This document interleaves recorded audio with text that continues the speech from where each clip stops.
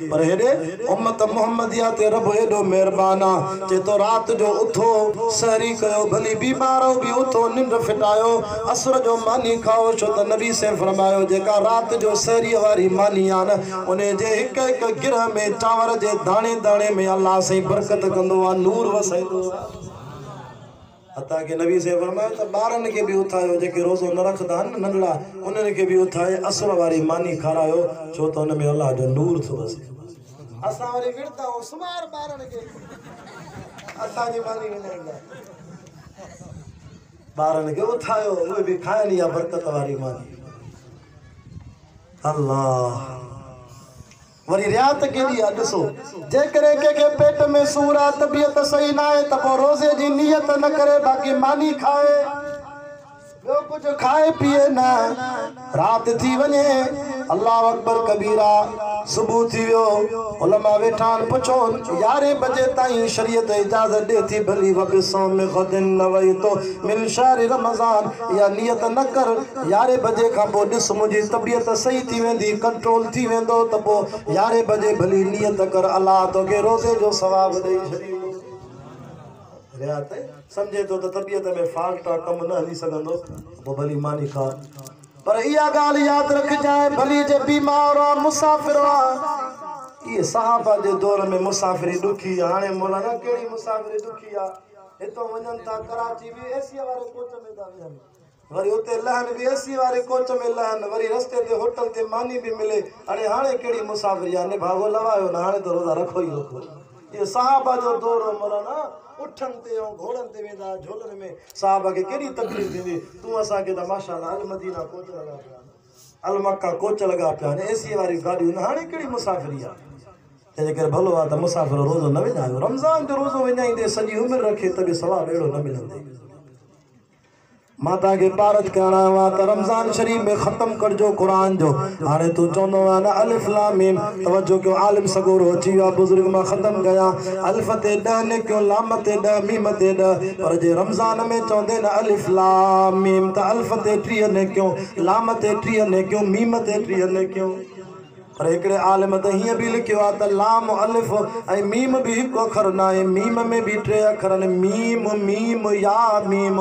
माना मीम में भी 3 अखर त रमजान में हिक अखर ते 3 ने क्यों त मीम में भी 3 अखर न मीम या मीम त 90 ने क्यों रुगो मीम चवण सा मिलंदई 49,000 खत्मन जो सवाब आ जो रमजान में कुरान जो खत्म कढे अल्लाह अकबर हजरत सैयद अताउल्लाह शाह बुखारी खत्म नबूवत जो वडो आलिम हो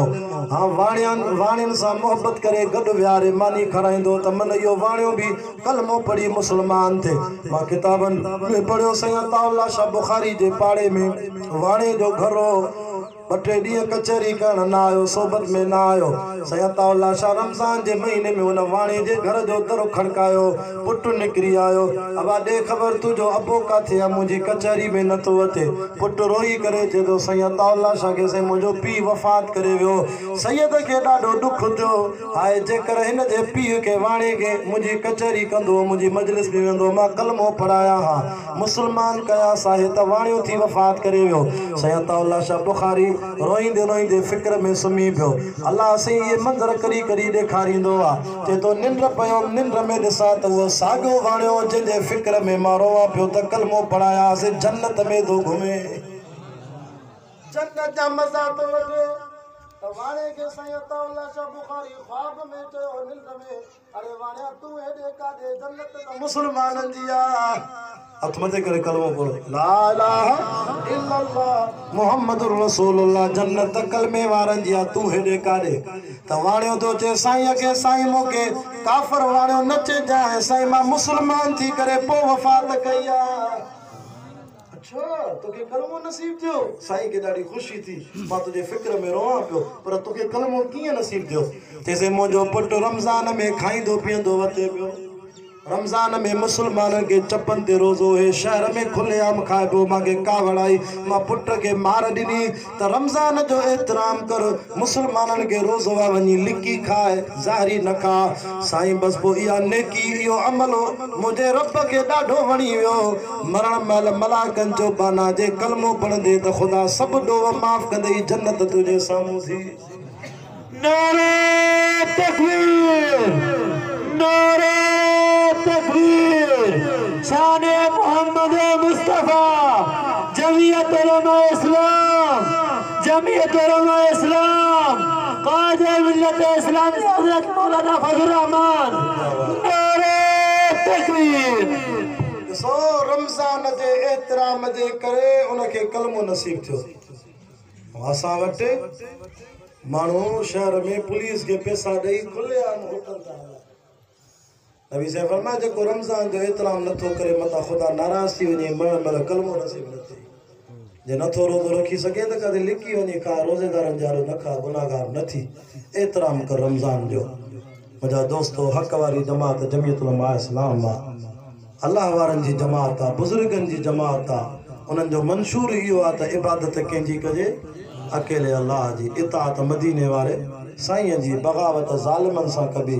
हिमायत मज़लूमनि जी कबी, बिला तफ़रीक़ पूरी इंसानियत जी ख़िदमत कबी। असांजो उसूल इहो आहे त ख़ुदा परस्त थियो, इंसान दोस्त थियो, मुआशी मुसावात कमायो, मुआशी मुसावात इंसाफ़ कयो। अल्लाह वारनि जी जमात, तबलीग जमात वारनि जी जमात, वॾनि जो मदरसो अथव तबलीग जमात।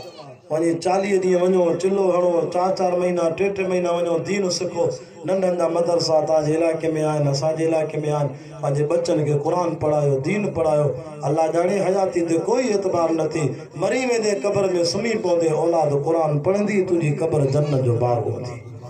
ज़िंदगी रही वरी मुलाक़ातूं थींदियूं। अल्लाह ताला हिन जलसे खे क़बूल फरमाए, बाबा अब्दुल बासित जी मेहनत क़बूल फरमाए। उथण जी कोशिशि कोई न करे, बुज़ुर्ग आलिम रहियल आहे, हुनजो बयानु थींदो, पोइ दुआ थींदी।